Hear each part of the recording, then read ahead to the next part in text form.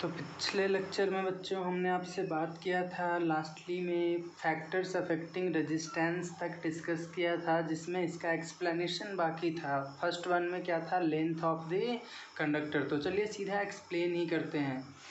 तो first one है length, यानी जो रेजिस्टेंस होता है वो किस पे डिपेंड करता है। तो जितना भी कंडक्टर का लेंथ है जो भी, उस बात पे ये डिपेंड करता है। ठीक है, अब ये कैसे डिपेंड करता है, तो देखो सिंपली आप खुद बताओगे इसमें कि कैसे डिपेंड करता है, डायरेक्टली या इन्वर्सली। एक हमारा यह है कंडक्टर और दूसरा कंडक्टर मान लेते हैं हमारा ये है, दोनों का लेंथ डिफरेंट है। तो जो रेजिस्टेंस होता है वो क्या होता है, इस तरह से इसके अंदर में कुछ हिंड्रेंस रहता है और करंट के फ्लो को रोकता है। अब इसमें देखो हिंड्रेंस इतना ही में है, लेकिन दूसरा जो मटेरियल होगा ये, इसमें हिंड्रेंस क्या ज़्यादा है, लंबाई ज़्यादा हो गया, तो हिंड्रेंस भी इधर के लेंथ में क्या हो गया, ज़्यादा हो गया। तो हम इससे क्या कह सकते हैं कि अगर लेंथ इंक्रीज कर गया तो रुकावट, रेजिस्टेंस जो इसका है रेजिस्ट कर रहा था वो भी इंक्रीज कर गया। यानी जो रेजिस्टेंस होता है उसको क्या बोल सकते हैं कि वो डायरेक्टली प्रोपोर्शनल होता है किसका, लेंथ ऑफ द कंडक्टर का। ठीक है, फिर इसके लिए एक डेरिवेटिव भी होता है, लेकिन वो आपको 12th क्लास में पढ़ना है, कैसे क्या होता है उस पर आपको विशेष ध्यान नहीं देना है, आप डिराइव कर सकते हो। यहाँ पे तो मैंने सिंपल वे में एक फिगर के जरिए समझाने की कोशिश किया है आपको, तो बस समझिए आगे। यानी R is directly proportional to L, ये आपका इक्वेशन नंबर इसको फर्स्ट मान लो। ठीक है, ये फर्स्ट, यानी जब लेंथ इंक्रीज होगा तो रेजिस्टेंस भी क्या होगा, इंक्रीज होगा। बस आपको इतनी सी बात ध्यान में रखना है। दूसरा पॉइंट में क्या है, किस पे डिपेंड करता है, तो area of cross section, length को L से हमने डिनोट किया, एरिया ऑफ क्रॉस सेक्शन जिसको A, कैपिटल A से डिनोट कर रहे हैं। तो देखो इसमें क्या किया गया, एक लेंथ कंडक्टर ले लिया गया और उन दोनों कंडक्टर का लेंथ सेम रखा गया। ठीक है, लेंथ को सेम रखा गया। एक्सपेरिमेंट मान लेते हैं कि हम इस तरह से कर रहे हैं, दोनों का लेंथ कितना है, इसका भी लेंथ L है, इसका भी लेंथ L है, लेकिन इसका एरिया A1 मान लो, इसका एरिया A2 मान लो। देखने में कौन, किसका एरिया ज़्यादा लग रहा है, A2 ज़्यादा है, यानी A2 is greater than A1। तो जब हमने करंट को पास कराया दोनों से ही, A से भी और B से भी, तो दोनों का लेंथ सेम है। तो अगर सिर्फ लेंथ पे डिपेंड करता तो करंट में कोई वेरिएशन नहीं देखा जाना चाहिए था, लेकिन जब इससे पास कराएं करंट, मान लेते हैं कि 2 एम्पियर का करंट हमने पास कराया, तो इसमें मान लेते हैं कि आ गया 2 एम्पियर में, लेट अस सपोज 1.9 एम्पियर का करंट बाहर आ गया। और जब दूसरे में हमने पास कराया तो क्या देखते हैं कि करंट कितना बाहर आ रहा है, थोड़ा सा ज़्यादा इससे, यानी 1 पॉइंट मान लेते हैं ऐसा कि 94 एम्पियर का करंट बाहर आ रहा है। तो इससे क्या पता चला हम लोगों को कि जब एरिया को हमने बढ़ा दिया तो करंट ज़्यादा जा रहा है। एरिया को बढ़ाने पे करंट ज़्यादा जा रहा है, तो करंट ज़्यादा कब जाएगा, जब रेजिस्टेंस उसका कम होगा। यानी एरिया बढ़ाने पे रेजिस्टेंस क्या हो गया, कम गया। फिर से बात कर लो, लेंथ सेम है तो अगर एरिया पे डिपेंड नहीं करता तो क्या होता, दोनों में करंट की वैल्यू सेम रहता।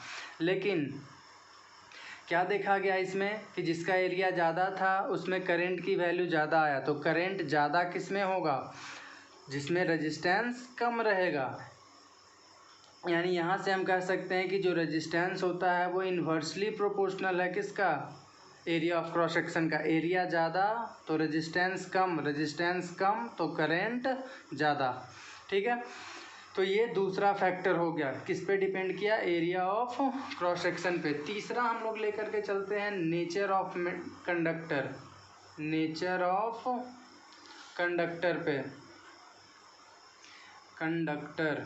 तो देखो नेचर ऑफ कंडक्टर में हमने क्या देखा कि अब देख लो, 2 फैक्टर हमने पढ़ा, एक लेंथ लिए और दूसरा एरिया लिए। अब इस तीसरे में हम लोग क्या एक्सपेरिमेंट में करते हैं कि 2 कंडक्टर ले लेते हैं, दोनों का लेंथ भी सेम रखते हैं, इसका भी लेंथ L है, इसका भी लेंथ L है, इसका भी एरिया A है, इसका भी एरिया A है। बस दोनों में डिफरेंस क्या है, तो डिफरेंस यह है कि मान लेते हैं कि ये सिल्वर का बना हुआ है Ag और ये आयरन का बना हुआ है Fe का। अब जब दोनों से हम लोग करंट पास करवाते हैं तब क्या हम लोगों को देखने को मिलता है कि जो सिल्वर है उसमें करंट की वैल्यू ज़्यादा है और जो आयरन है उसमें करंट की वैल्यू कम आ रहा है। तो अब यहाँ से क्या हम लोगों को पता चल सकता है, लेंथ तो सेम है, लेंथ सेम है तो पहले जो पढ़े हैं हम लोग लेंथ सेम, तो उसके अकॉर्डिंग क्या होना चाहिए था, करंट सेम होना चाहिए था। दूसरा फैक्टर हम लोगों ने पढ़ा क्या कि एरिया डिफरेंट होगा तब करंट की वैल्यू डिफ़र कर सकता है, तो यहाँ पे एरिया भी सेम है। तो इस बार डिफ़र क्या हुआ, तो डिफ़र हम लोग यहाँ पे क्या कर दिया, इस बार डिफरेंट नेचर को लेकर के चले गए, एक सिल्वर है दूसरा आयरन है, तब भी करंट की वैल्यू में डिफरेंस देखने को मिला। तो यहाँ से सिर्फ और सिर्फ हम लोग यही कह सकते हैं कि जो डिफरेंस है उसी की वजह से क्या हो रहा है, ये करंट में डिफरेंस आ रहा है। तो डिफरेंस कौन है, तो नेचर दोनों का अलग अलग है। ठीक है, यानी हम लोग कह सकते हैं कि नेचर ऑफ द कंडक्टर पे भी करंट रेजिस्टेंस डिपेंड करता है, रेजिस्टेंस डिपेंड करता है। इसका मतलब क्या है कि करंट भी डिपेंड करता है। ठीक है, यानी इसमें क्या देखने को मिल गया कि जो करंट था AG उसमें ज़्यादा करंट गया किसके रिस्पेक्ट में, करंट FE के रिस्पेक्ट में। तो इससे क्या पता चलता है कि रेजिस्टेंस किसका ज़्यादा था, आयरन का रेजिस्टेंस ज़्यादा था, किससे, रेजिस्टेंस AG से। क्लियर हो गया। यानी और इसमें एक और भी नोट पॉइंट आप लिख सकते हो कि जो सिल्वर होता है वो क्या होता है, silver is the best conductor of electricity, best conductor of electricity. यहीं से निकल कर के आया, सभी ऑब्जेक्ट्स में चेक किया गया तो क्या देखा गया कि सिल्वर में रेजिस्टेंस की वैल्यू ना के बराबर होता है, और जिसमें रेजिस्टेंस नहीं होगा या ना के बराबर होगा उसमें करंट की वैल्यू क्या होगा, ज़्यादा होगा। ठीक है, नेक्स्ट फोर्थ टॉपिक जो है इसमें हम लोग बात करते हैं वो क्या है, तो फोर्थ वन क्या था, टेम्परेचर पे। तो देखो रेजिस्टेंस टेम्परेचर पे कैसे डिपेंड करता है, तो इसमें 3 फैक्टर हम लोग लेकर के चलते हैं। एक कंडक्टर में कैसे डिपेंड करता है, दूसरा इंसुलेटर पे कैसे डिपेंड करता है, और तीसरा जो है वो सेमी कंडक्टर पे कैसे डिपेंड करता है, यानी किस तरह से बिहेव करता है इसकी बात कर रहा हूँ। तो देखो अगर ये कंडक्टर रहेगा तो कंडक्टर में हम लोग क्या देखते हैं, एक्सप्लेन किसी एक को कर दूंगा बाकी आप समझ लोगे। तो जो रेजिस्टेंस होता है वो डायरेक्टली प्रोपोर्शनल होता है टेम्परेचर का, किसके रिस्पेक्ट में, किसके लिए, कंडक्टर के लिए। इंसुलेटर की अगर बात करेंगे हम लोग, इंसुलेटर की अगर बात करेंगे तो कंडक्टर के जस्ट उल्टा इंसुलेटर है, तो बिहेवियर भी जस्ट उल्टा, यानी इन्वर्सली प्रोपोर्शनल होता है किस पे, टेम्परेचर के, इंसुलेटर की केस में। और सेमीकंडक्टर जो दोनों का मिश्रण है कह सकते हो, यानी ये मान लो कि ऐसे याद रखने के लिए अगर प्लस है तो ये उल्टा माइनस, तो ये क्या हो जाएगा, प्लस और माइनस मिलकर के कैंसिल, नो इफेक्ट। यानी सेमीकंडक्टर में क्या कह सकते हैं कि no effect on of temperature. तो अब किसी एक को मैं एक्सप्लेन कर रहा हूँ, मान लेते हैं कंडक्टर वाले की केस में एक्सप्लेन कर रहा हूँ।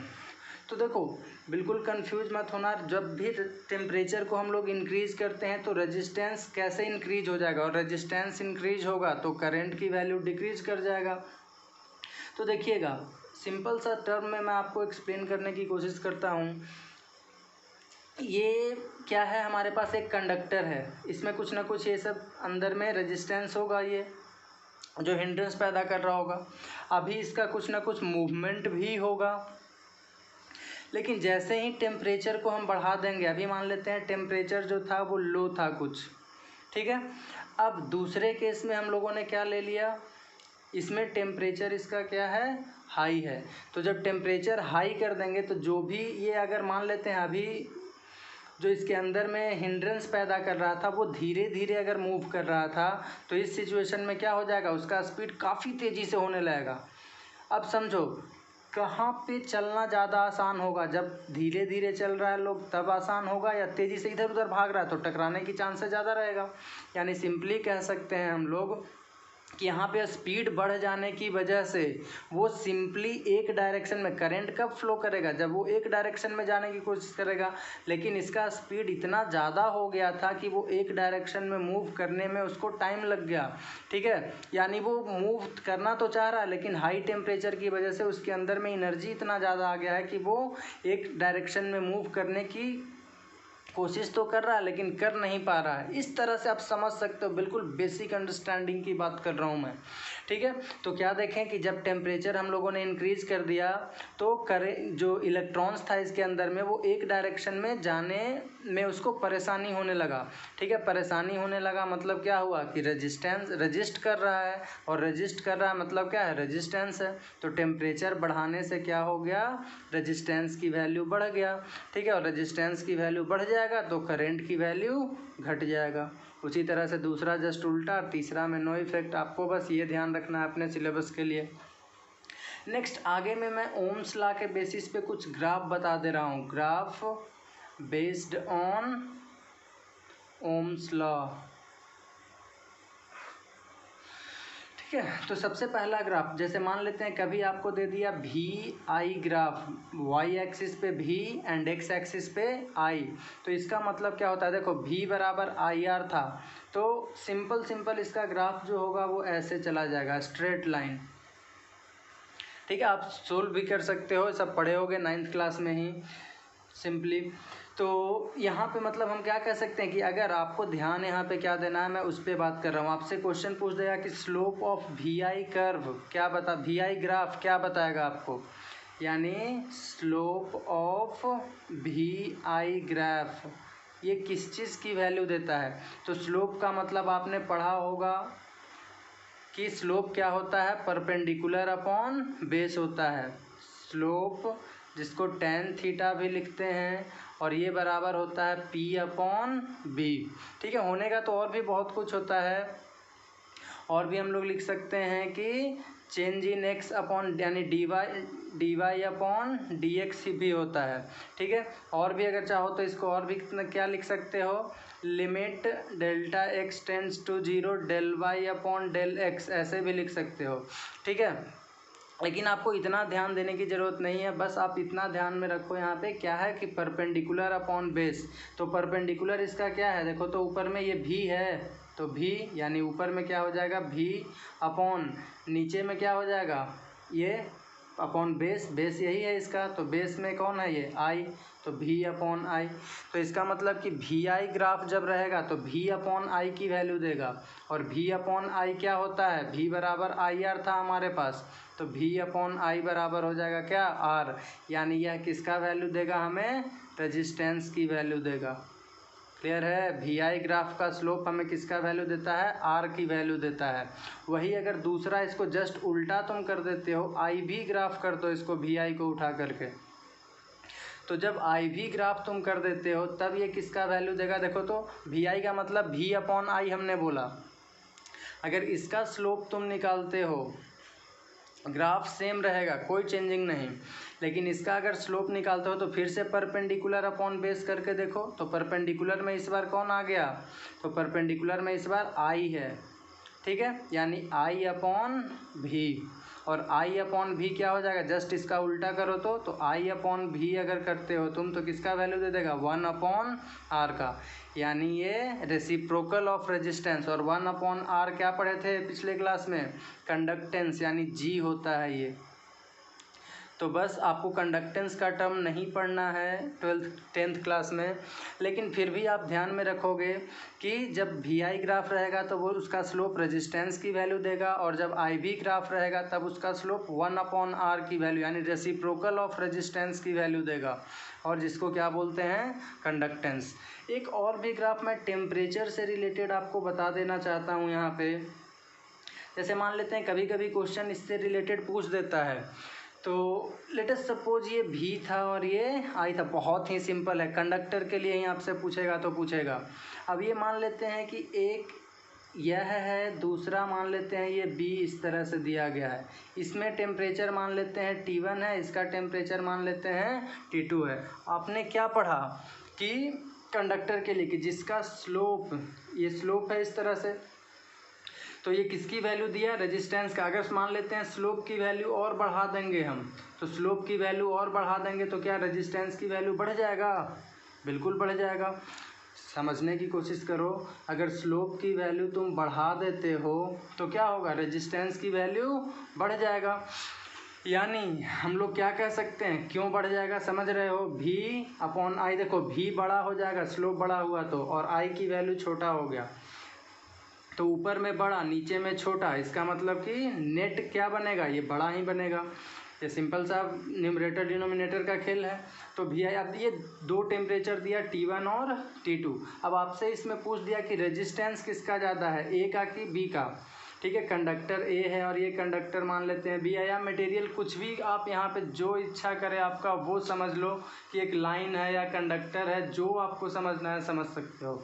ठीक है, अब देखो क्या इसमें पूछा गया कि रेजिस्टेंस किसका ज़्यादा होगा। तो इतना तो हम लोगों को पता चल गया कि हाइयर अगर स्लोप रहेगा, एक लाइन मैं यहाँ पे लिख देता हूँ, आप नोट्स में लिख लेना अपना, higher slope, higher the slope of VI curve means, इसका मतलब क्या है, मीन्स हाइयर रेजिस्टेंस।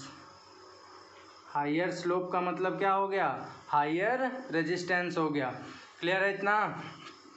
तो अब इसमें हमारा क्वेश्चन क्या था कि टेम्परेचर, पहले ये बताओ कि हमने क्या पढ़ा अभी, तो जिसका VI ग्राफ ज़्यादा, VI का स्लोप ज़्यादा रहेगा उसमें रेजिस्टेंस ज़्यादा होगा। तो स्लोप किसका ज़्यादा है, देखो एक का स्लोप इतना ही है और दूसरे का स्लोप और ऊपर चला गया। सिंपली समझो, ये ऐसे है तो एक का स्लोप मीन्स ढाल समझो, तो ये ऐसे है, ठीक है, इतना ही। और इसका स्लोप देखो क्या ज़्यादा है, ढाल, तो इसका स्लोप ज़्यादा है यानी B का स्लोप ज़्यादा है। तो स्लोप ज़्यादा है इट मीन्स उसका रेजिस्टेंस ज़्यादा होगा, और रेजिस्टेंस हाँ ये भी समझ लो रेजिस्टेंस क्या होगा, ज़्यादा होगा। यानी सिंपली कह सकते हैं कि जो रेजिस्टेंस है of conductor at temperature T2 is higher. ठीक है, यानी क्या लिख सकते हैं कि resistance of conductor at T2 is higher. यही अगर उल्टा कर दे तब बोलोगे कि सर ये VI ग्राफ था IV ग्राफ हो जाए तब क्या होगा। इसमें भी मान लेते हैं उसी तरह से कुछ है, ये A कंडक्टर है और ये B कंडक्टर है, ये T1 टेम्परेचर पे था, ये T2 टेम्परेचर पे है। तो इसमें जस्ट उल्टा काम कर दो, इसमें भी क्या हो जाएगा, इसका स्लोप ज़्यादा है तो जिसका स्लोप ज़्यादा हो गया उसका रेजिस्टेंस क्या हो जाएगा, कम हो जाएगा। क्यों, क्योंकि ये IV ग्राफ है, VI ग्राफ था तो जिसका स्लोप ज़्यादा उसमें हाइयर स्लोप का मतलब क्या था, मीन्स हाइयर रेजिस्टेंस। और हाइयर रेजिस्टेंस में कंडक्टर की केस में क्या देखे, रेजिस्टेंस ज़्यादा तो टेम्परेचर ज़्यादा, तो इसीलिए क्या हो गया, resistance of the conductor T2 temperature पे ज़्यादा हो गया। लेकिन अगर इसमें बात करोगे तो जस्ट उल्टा है, IV ग्राफ देता है 1/R का वैल्यू यानी उल्टे का, तो इस केस में उल्टा हो जाएगा। यहाँ पे ऊपर वाले में क्या था, रेजिस्टेंस की वैल्यू ज़्यादा था, तो इसमें क्या हो जाएगा, ऊपर वाले में रेजिस्टेंस की वैल्यू कम हो जाएगा, यानी T2 में ही क्या होगा, रेजिस्टेंस की वैल्यू क्या होगा, ज़्यादा होगा। तो इसके लिए भी स्टेटमेंट यही कि resistance of conductor at T2 मैंने नीचे वाले को लिख दिया ताकि मेरे को एक लाइन ज़्यादा ना लिखना पड़े ये, तो T2 टेम्परेचर पे क्या हो गया, ज़्यादा हो गया। तो यह सब क्वेश्चंस इम्पॉर्टेंट होता है। अब हम लोग आगे चलते हैं, इसका और भी बात करते हैं। हमारे पास दो स्टेटमेंट आया था, क्या क्या आया, तो एक स्टेटमेंट आया था कि रेजिस्टेंस डायरेक्टली प्रोपोर्शनल होता है लेंथ का, ठीक है। दूसरा क्या आया था कि रेजिस्टेंस इन्वर्सली प्रोपोर्शनल होता है एरिया का। अब दोनों को अगर तुम कंबाइन कर देते हो फ्रॉम फर्स्ट एंड सेकेंड, तो क्या लिखोगे कि रेजिस्टेंस डायरेक्टली प्रोपोर्शनल किसका हो जाएगा, L/A का, ऊपर में लेंथ था नीचे में एरिया था। अब प्रोपोर्शनलिटी का साइन हटाते हैं तो एक कांस्टेंट आता है यहाँ पे रो, L/A, जहाँ पे रो क्या है, कांस्टेंट है, जिसको क्या बोलते हैं, called resistivity. Resistivity of the material, यानी जो भी मटेरियल है उसका रजिस्टिविटी कहा जाता है। अब यहाँ पे रो बराबर हम लोग और क्या लिख सकते हैं, R इंटू ए अपॉन एल, ऐसे भी इसको लिख सकते हो। ठीक है, इसका चाहो तो आप SI यूनिट वगैरह भी यहीं से निकाल सकते हो, या सबसे पहले हम लोग इसका डेफिनेशन लिख लेते हैं। अब हमारे पास एक टर्म क्या आ गया, रजिस्टिविटी, रजिस्टिविटी। अब इसका अगर डेफिनेशन लिखोगे तो देखो जो टर्म मैंने आपको यहाँ पे लिखा हुआ है, R है, A है, L है, उसी का यूज़ करते हुए रजिस्टिविटी को डिफाइन कर दूंगा। कैसे, तो resistivity is defined as the R for resistance of the conductor of, area को यूज कर लो, unit length and unit area and unit area of cross section and unit length. ऐसे बोल रहा हूँ मैं फिर से, resistivity is defined as the resistance of a conductor of unit length and unit area of cross section. Once again, resistivity is defined as the resistance of a conductor of unit length and unit area of cross section। यानी क्या बोल दिया गया कि resistivity कुछ नहीं, resistance के बराबर ही होता है। कब, जब लेंथ को 1 मीटर रखते हैं और एरिया को 1 मीटर स्क्वायर रखते हैं। यानी it is defined as the resistance of a conductor of unit length and unit area of cross section. यानी इसको शब्दों में अगर बयां करें तो क्या लिख देंगे कि R बराबर, रो बराबर R होगा। कब होगा ऐसा भाई, तो ये तब होगा जब एरिया बराबर 1 मीटर स्क्वायर ले लोगे और लेंथ बराबर 1 मीटर ले लोगे। देखो 1 और 1 रहेगा तो R किसके बराबर हो जाएगा, रो R के बराबर हो जाएगा। क्लियर है। इसका अगर SI यूनिट तुम यहाँ से निकालते हो तो रजिस्टिविटी का देखो तो रो बराबर था हमारे पास कितना, RA अपॉन L। रेजिस्टेंस का क्या होता है, ओम, और एरिया का क्या, मीटर स्क्वायर अपॉन लेंथ का मीटर। 1 मीटर से 1 मीटर कैंसिल हो जाएगा, बच गया कितना, ओम मीटर। ठीक है, इसको क्या बोलते हैं, ओम मीटर। तो ये इसका क्या हो गया, SI यूनिट हो गया। ठीक है, अब नेक्स्ट टर्म में क्या आता है, यह कौन कौन से फैक्टर पे डिपेंड करता है, फैक्टर्स अफेक्टिंग रजिस्टिविटी। इससे न्यूमेरिकल बहुत इंपॉर्टेंट आता है। मैं 2-4-5 न्यूमेरिकल कराऊंगा, मज़ा आ जाएगा। लेकिन उससे पहले एक थ्योरेटिकल पोर्शन इसका है, उसको मैं कवर कर ले रहा हूँ। अब देखो कौन कौन से फैक्टर पे डिपेंड करता है, तो रेजिस्टेंस 4 फैक्टर पे डिपेंड किया था, लेंथ पे, एरिया पे, नेचर पे और टेम्परेचर पे। लेकिन देखो यह जो रेजिस्टिविटी होता है वो मटेरियल का ही प्रॉपर्टी होता है। रेजिस्टिविटी जो होता है, जैसे सिल्वर है, ठीक है, तो ये सिल्वर में ही का ही प्रॉपर्टी है ये। यहाँ पे तो मैंने आपको मैथमेटिकल टाइप का डेफिनेशन बताया, लेकिन अगर फिजिकली बात करोगे तो रेजिस्टिविटी क्या होता है, तो एक मटेरियल के लिए, एक तरह के कंडक्टर के लिए यह हमेशा फिक्स्ड होता है। जैसे सिल्वर ले लिए तो सिल्वर का छोटा सा पोर्शन ले लो या बड़ा सा पोर्शन ले लो या पूरा ब्लॉक ही ले लो, हर जगह उसका रेजिस्टिविटी की वैल्यू क्या मिलेगा तुमको, सेम ही मिलेगा। लेकिन हाँ, अगर तुम सिल्वर से उठा करके आयरन रख देते हो तो फिर आयरन का मटेरियल का प्रॉपर्टी कुछ और होगा, तो उसका रेजिस्टिविटी चेंज हो जाएगा। यानी पहला डिपेंड किया किस पे, नेचर अगर आप चेंज कर देते हो तब रेजिस्टिविटी भी क्या हो जाएगा, चेंज कर जाएगा। और दूसरा फैक्टर तो एज यूजुअल आप समझ सकते हो कि अगर इसको आप हीट कर रहे हो तो हीट करने से कुछ ना कुछ परिवर्तन आ जाएगा। डिटेल्ड इन सभी का आपको 12th क्लास में पढ़ना है। यहाँ पे बस आपको इतना ही सा ध्यान में रखना है कि कौन कौन से फैक्टर पे डिपेंड करता है। तो फैक्टर्स अफेक्टिंग रेजिस्टिविटी में सबसे पहला क्या हो गया, नेचर ऑफ द मटेरियल, और दूसरा फैक्टर कौन सा हो गया, टेम्परेचर। बस ये 2 फैक्टर पे डिपेंड करता है कौन, रेजिस्टिविटी।